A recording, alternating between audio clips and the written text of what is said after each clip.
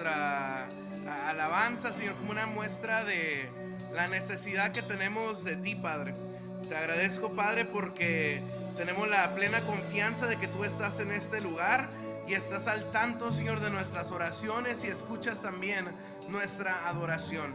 En esta tarde, Padre, te pido que tú pongas en nosotros un corazón abierto, un corazón dispuesto, Señor, a recibir tu palabra, y que veamos, Señor, tu mano milagrosa, Señor, obrando en nuestras vidas, Señor. Que podamos salir de ese lugar, Señor, sabiendo, Padre, que tú estás trabajando en nuestras vidas y que tú tienes algo especial, Señor, para nosotros como congregación. Gracias, Señor, por esto. En el nombre de Cristo Jesús os decimos amén, amén. Puedes tomar asiento, hermano.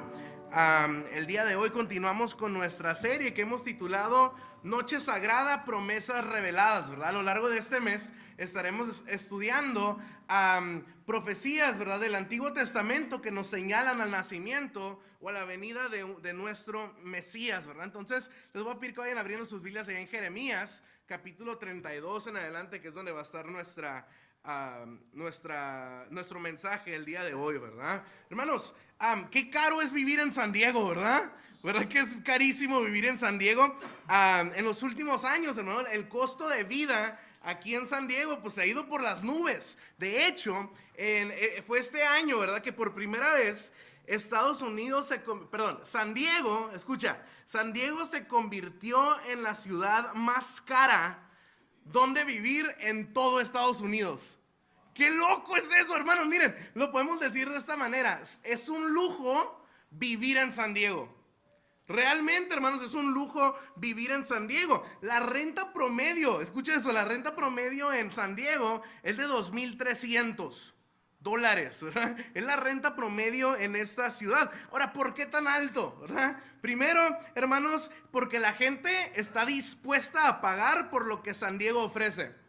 La gente quiere vivir en San Diego. Hay mucha demanda y hay poco lugar donde vivir. Hermanos, hay buenos trabajos, hay un buen estilo de vida, un buenísimo clima, ¿verdad? Hermanos, muy pocos lugares tienen el clima que nosotros tenemos aquí en San Diego. La gente, hermano, está dispuesta a pagar miles y miles y miles de dólares por vivir en San Diego. Ahora, hay otros lugares, hermanos, que no son así. Hay otros lugares que no son así. Por ejemplo, el estado, hermanos, que según las encuestas es el peor estado donde vivir, es Mississippi. ¿Alguien aquí les ha interesado alguna vez ir a Mississippi? No, ¿verdad? Ni siquiera sabíamos que existía. Pero la realidad, hermanos, dicen que Mississippi es uno de los peores estados donde vivir por lo siguiente: es caro y aparte no hay cosas buenas en el estado. Ahora déjatelo digo, mira, la renta promedio es de $1,400 la mensualidad. No está tan alto, ¿verdad? Pero según lo que dicen las personas que viven ahí, primero hay un alto índice de pobreza, ¿verdad? No hay muchos trabajos, hay muchas personas que batallan en encontrar trabajo en ese lugar, pocas oportunidades de trabajo. Ahora, mucha gente, hermanos, dice que sabes que Mississippi no es el lugar donde irte a vivir porque primero que nada tienen malísimo sistema de educación y mal sistema de salud. O sea, los hospitales no son buenos, las escuelas no son buenos, y aparte de eso, hermanos, barato no es. Barato no es. Entonces, está caro y no ofrece mucho. Ahora, hay otros lugares, hermanos, que no son ni caros, pero pues es un buen lugar donde vivir. El mejor lugar, y de la próxima semana ya desaparecen todos están ahí, ¿verdad? Pero mira, según las encuestas, el mejor lugar o la mejor ciudad donde vivir en Estados Unidos es Green Bay, Wisconsin. Green Bay, Wisconsin. ¿Por qué? Porque tiene una economía creciente, tiene buen clima, buenos paisajes, precios justos, hay buena oportunidad de trabajo. Es un buen lugar donde ir a vivir, ¿verdad? Es un buen lugar donde invertir. ¿Por qué? Porque seguramente en un futuro las cosas van a estar mejor en ese lugar, ¿verdad? Entonces, ahora, déjate una pregunta. De estos tres lugares, ¿dónde invertirías tú tu dinero? ¿Verdad? ¿En San Diego, en Mississippi o en Wisconsin, en Green Bay, Wisconsin, ¿verdad? Bueno, la respuesta no debería ser muy sencilla, ¿verdad?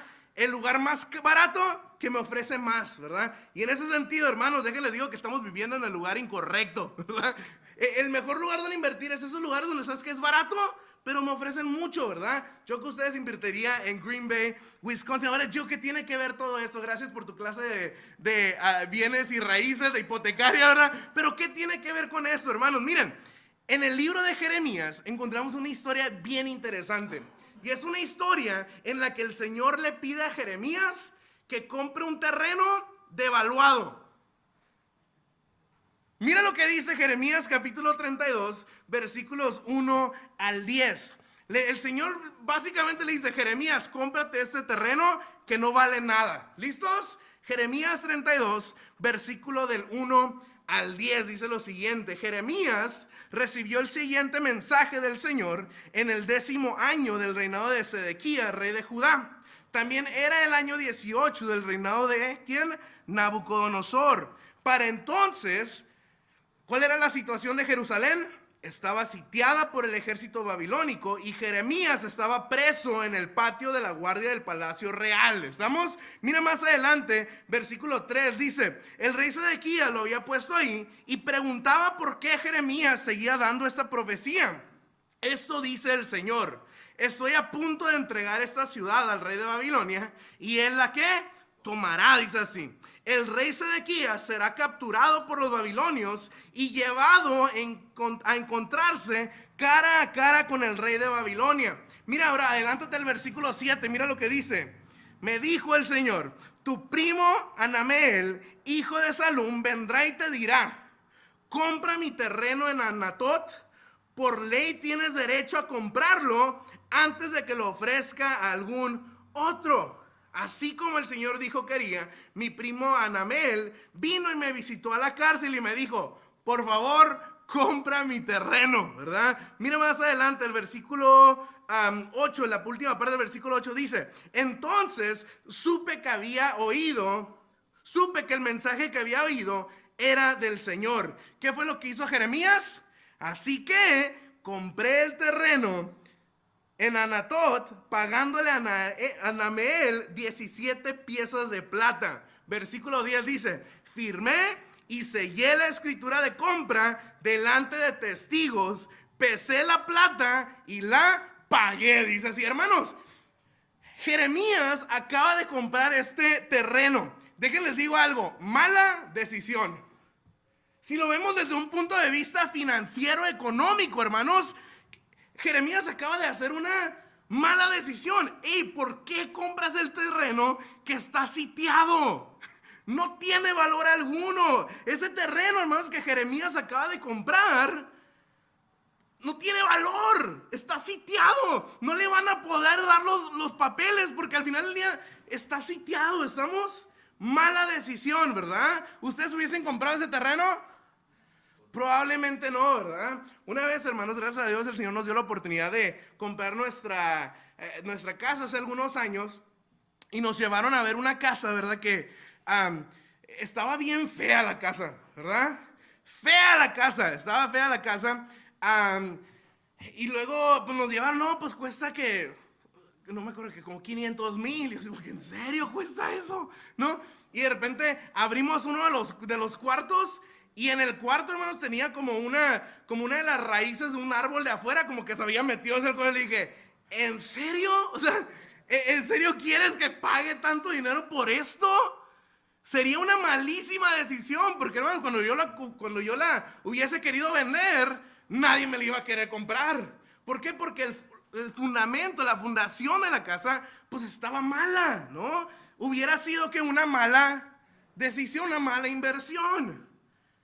Evidentemente, hermanos, el terreno que Jeremías estaba comprando, pues había perdido su valor. Había perdido su valor. De hecho, ahí en Jeremías 32, 24 al 25, yo puedo ver como que Jeremías lo pagó y como que le dolió después, ¿verdad? Ya que entregó la plata, dijo: ay, ¿qué hice? ¿No?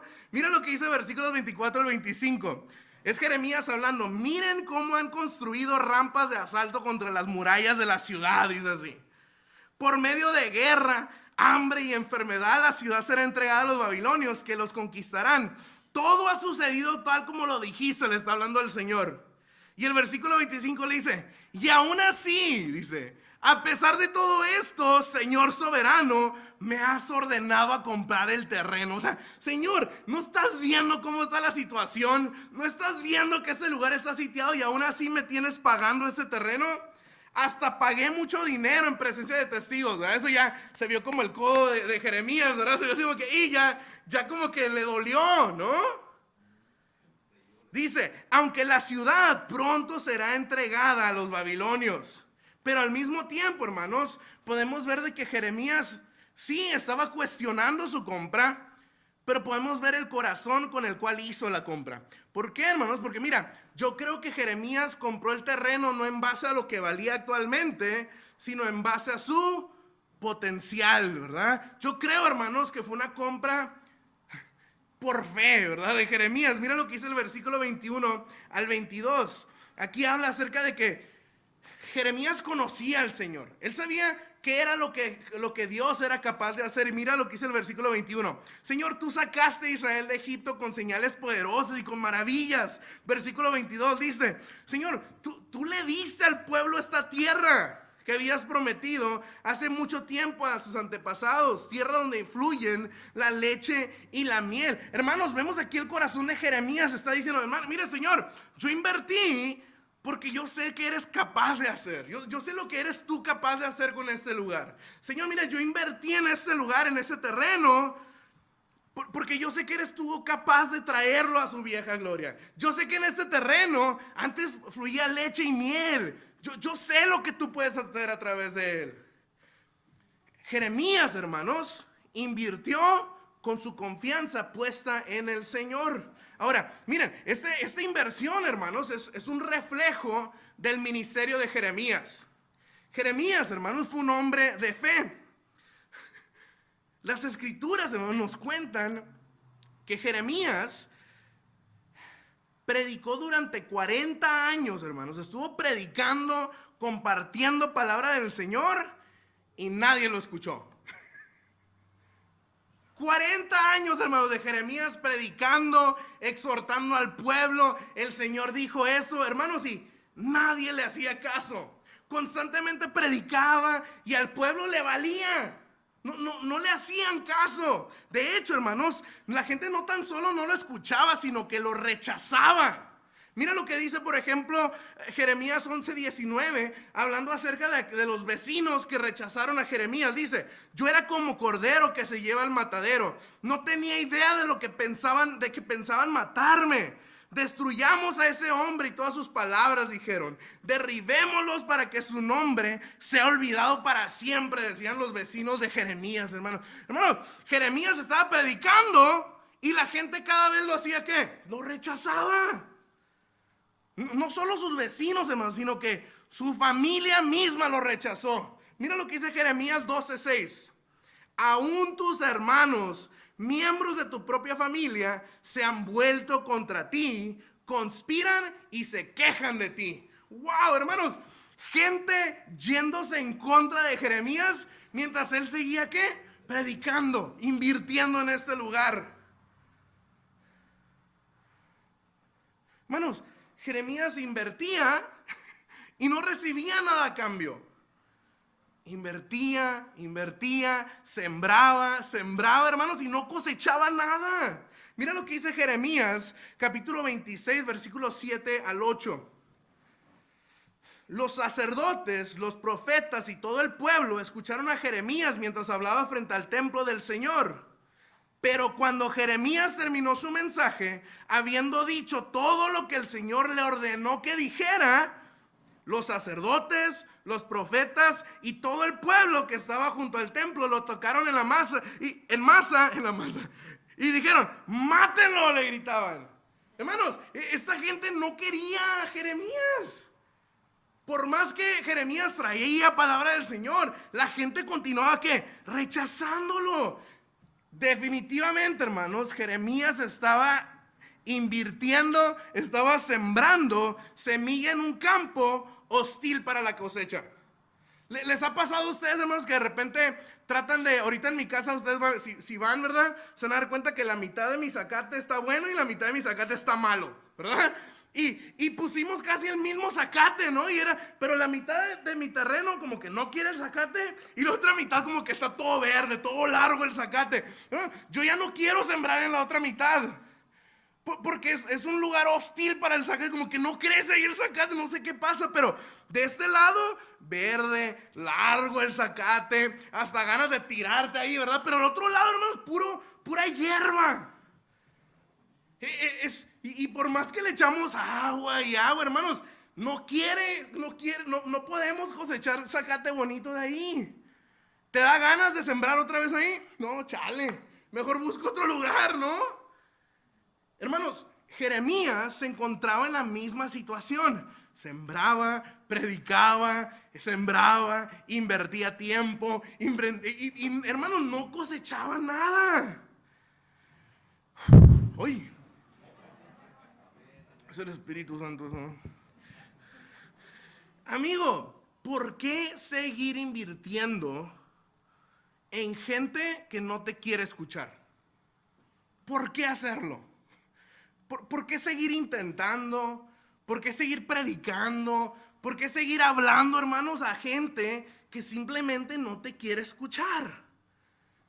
Yo creo, hermanos, que Jeremías invirtió porque tenía plena confianza en el que el Señor le daría pronto la cosecha. Miren, hermanos, es cierto, Dios, hermanos, le había prometido al pueblo, ¿verdad? Que iba a destruir esos terrenos, ¿verdad? Mira lo que dice Jeremías 32:28. Esto dice el Señor: entregaré esta ciudad a los babilonios. Dice así, hey, este terreno está condenado a la destrucción. Más adelante, Jeremías 32:29 dice: los babilonios que están fuera de las murallas entrarán y prenderán fuego a la ciudad. Quemarán por completo todas estas casas donde el pueblo provocó mi enojo, al quemar incienso a Baal en las azoteas y al derramar ofrendas líquidas a otros dioses. Dice, quemarán por completo todas estas casas. ¿Cuáles casas? Donde acababa de invertir Jeremías. Jeremías acababa de comprar ese terreno y el Señor ahí diciendo, todas esas casas las van a quemar. Hermanos, sí, estaba la promesa de la destrucción, pero Jeremías conocía, hermanos, de que también existía una promesa de redención, hermanos. Mira lo que dice Jeremías 32:42 al 43. Dice, esto dice el Señor: así como traje todas estas calamidades sobre ellos, así haré todo el bien que les he prometido. Escucha el versículo 43, atención aquí, dice, se volverán a comprar y a vender terrenos en esta tierra, dijo así el Señor. ¿Oíste eso? ¿Te acuerdas? Jeremías, acabas de tomar una mala decisión. Jeremías, hermanos, estaba pensando en la promesa de redención, no en la promesa de destrucción. Él dijo, yo voy a invertir porque sé que el Señor eventualmente va a redimir este lugar. Es lo que dice el versículo 43. Se volverán a comprar, dice así. Se volverán a vender estos terrenos de esta tierra. Es cierto, hermanos, escucha esto. Nadie quería comprar esas casas. Nadie quería acercarse a esos terrenos. Nadie quería vivir en ese territorio, hermanos. Todos buscaban otro mejor lugar donde invertir. Habían muchos otros mejores lugares que esos terrenos. Pero Jeremías, hermanos, tenía bien claro lo que el Señor había dicho. Se volverán a vender. Se volverán a vender y a comprar esos terrenos, dice así. Hermanos, escucha esto. En ese contexto de Jeremías, ¿verdad? Comprando ese terreno, el Señor hace una promesa de paz y prosperidad, ¿verdad? Y esa la encontramos en Jeremías 33, versículos 14 al 15. Nos encontramos, hermanos, con una profecía mesiánica, ¿ok? Mira lo que dicen los versículos. ¿Lo tenemos ahí? Jeremías 33, 14 al 15. Dice, llegará el día, dice el Señor, cuando haré por Israel y por Judá todas las cosas buenas que les he prometido. Versículo 15 dice lo siguiente, en esos días y en ese tiempo levantaré un descendiente justo del linaje del rey David. Él hará lo que es justo y correcto en toda la tierra. Hermanos, en otros versículos, en otra versión, perdón, dice el versículo 15: en aquellos días y en aquel tiempo, escucha esto, haré brotar a David un renuevo de justicia, dice así. Haré brotar un renuevo de justicia. Hermanos, ¿de quién habla esta profecía? ¿Quién es este renuevo de justicia del cual está hablando el profeta Jeremías? Jesús, hermanos. Aquí está hablando acerca de Jesús. Aquel, hermanos, es Jesús quien cambió la historia de la humanidad. Hermanos, es Jesús quien le agrega valor a aquello que estaba perdido. Hermanos, es Jesús quien le devuelve el valor a aquello que lo había perdido por completo. Es Jesús, hermanos, el que eleva el precio de aquello por el que los demás no daban ni un solo centavo. Ese es Jesús. Hermanos, mira, escucha esto. Cuando hablamos acerca de la Navidad, hermanos, es una historia de redención. De eso se trata la Navidad, hermanos. Dios pagó, para mí, Paquín, es todo, Paco. Dios pagó, hermanos, el precio de un terreno baldío con la vida de su Hijo. De eso nos habla la Navidad. La Navidad, hermano, nos recuerda de que Dios depositó la vida de su Hijo. Escucha esto y mírame. En terrenos que no tenían valor alguno.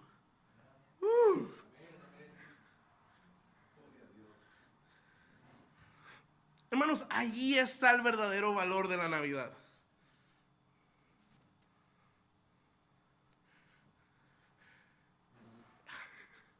Jesús vino a traernos valor.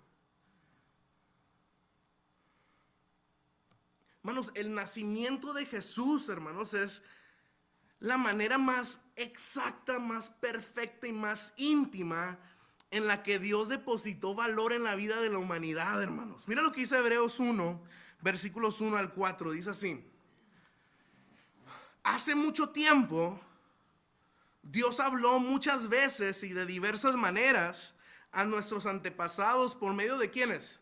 De los profetas, dice así Hebreos. Y ahora, en estos últimos días, mira esto, nos ha hablado por medio de su Hijo, dice así. Dios le prometió todo al Hijo como herencia, mediante al Hijo creó el universo. Mira lo que dice el versículo 3, hermanos. Esto es Jesús dándonos, esto fue lo que Dios dio por nosotros, que éramos terrenos baldíos, ¿estamos? Mira, el Hijo irradia la gloria de Dios y expresa el carácter mismo de Dios. Hermanos, cuando vemos el pesebre y al bebito Jesús ahí, hermanos, es eso lo que vemos. Es un bebé que irradia la gloria de Dios, expresa el carácter mismo de Dios y sostiene, dice, todo con el gran poder de su palabra. Hermanos, ese es Jesús. ¿Viste lo que Dios dio por nosotros? La pregunta del millón es esta: ¿por qué? ¿Por qué? Y miren cómo le hago aquí, pero mira, ¿por qué invertir tanto en un terreno de tan poco valor? ¿Por qué invertir tanto en un terreno destinado a la destrucción? ¿Por qué pagar un precio tan alto por algo de tan poco valor? ¿Por qué? Por amor. Por amor. Hermanos, Juan 3:16 lo leemos una y otra vez, hermanos, pero aquí nos dice por qué es la Navidad. Dice, porque de tal manera amó Dios al mundo que ha dado a su Hijo unigénito para que todo aquel que en él cree no se pierda, mas tenga vida eterna. Porque no envió Dios a su Hijo al mundo para condenar al mundo, sino para que el mundo sea salvo por él. Hermanos, por eso mandó a su Hijo. Por eso pagó por terrenos, hermanos, que no teníamos valor. Hoy, hermanos, hoy aquellos terrenos baldíos se han convertido en habitaciones de la presencia de Dios mismo. Hermanos, eso es lo que somos ahora. Mira lo que dice 1 Corintios 3:9. ¿Te acuerdas, hermanos, que antes nadie daba un centavo por ese terreno? ¿Te acuerdas de eso? Mira, dice 1 Corintios 3:9. Pablo dice de esta manera: ustedes, vuelvan a verme, mire, ustedes son el campo de cultivo de Dios. ¡Wow, man! Antes no salía nada. Ahora nosotros somos el campo de cultivo de Dios. Son el edificio de Dios, dice así. Oh, hermanos, qué increíble. Eso es lo que es la Navidad para nosotros. Mira 1 Corintios 3, 16 y 17. Estamos aquí, terrenos baldíos, ¿sí? ¿Sí? Mira, dice: ¿no se dan cuenta de que todos ustedes juntos son el templo de Dios y que el Espíritu de Dios vive en ustedes? Oh, hermano. Dice: Dios destruirá a cualquiera que destruya este templo, dice, pues el templo de Dios es santo, dice así, y ustedes son ese templo. Wow, hermanos, eso es la Navidad. Eso es la Navidad. Antes, hermanos, nosotros éramos terrenos que nadie daba un peso por nosotros. No, hermanos, antes mirábamos nuestras vidas y ¿sabes qué? Nadie va a querer comprar eso. ¿Verdad? Y vemos dónde estábamos antes, cuál era la condición en la que vivíamos, hermanos. Les aseguro que si nos ponían el letrero de en venta, oh, hermanos, nadie marcaba. No, es demasiado down payment. Pero Dios dice: mira, yo veo el valor en ustedes, y depositó a su Hijo. Hermanos, escucha esto. La Navidad nos dio a Jesús, y Jesús nos dio valor. Jesús nos dio valor.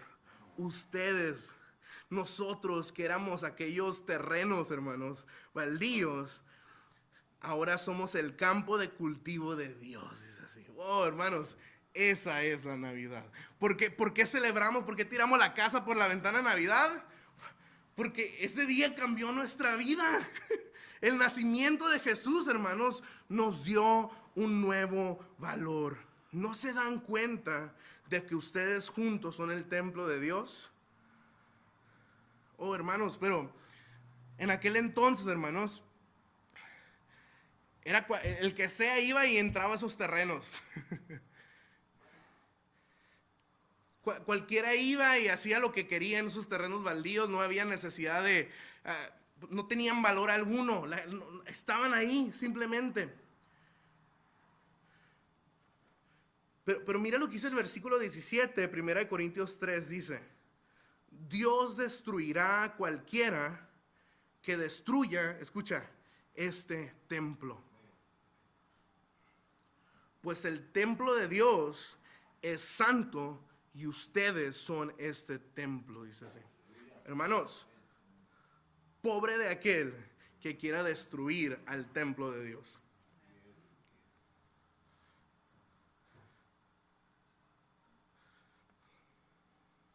Pobre de aquel, hermanos, que intente quitarle valor a aquello que Dios mismo pagó a través de su Hijo.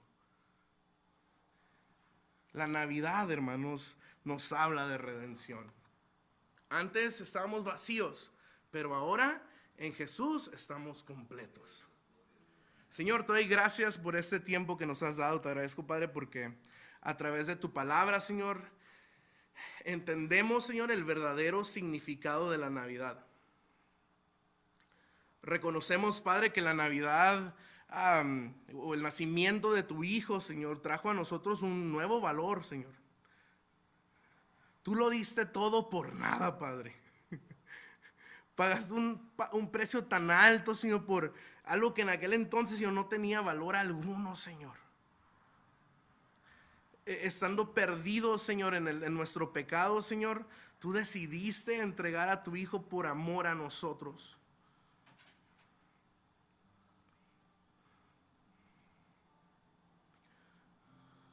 Ayúdanos, Señor, a reconocer, Señor, que contigo somos todos, Señor, y sin ti no somos nada. Eso es, Señor, lo que la Navidad nos recuerda una vez más, Señor. Tú redimiste nuestras vidas del pecado y por eso, Señor, te alabamos y te honramos. Gracias te doy por eso, Padre. En el nombre de Cristo Jesús, todos decimos amén.